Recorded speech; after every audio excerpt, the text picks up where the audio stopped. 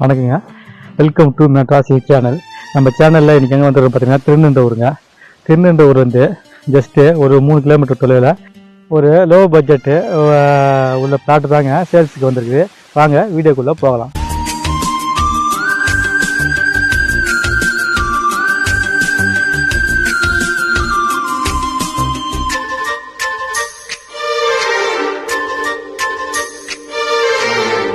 இந்த வழியில தாங்க போனோம் நம்ம இடத்துக்கு.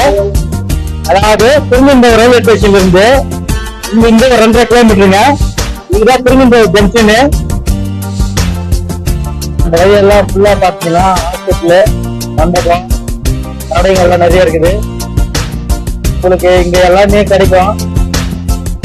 இதுதான் லட்சுமி தேட்டரு.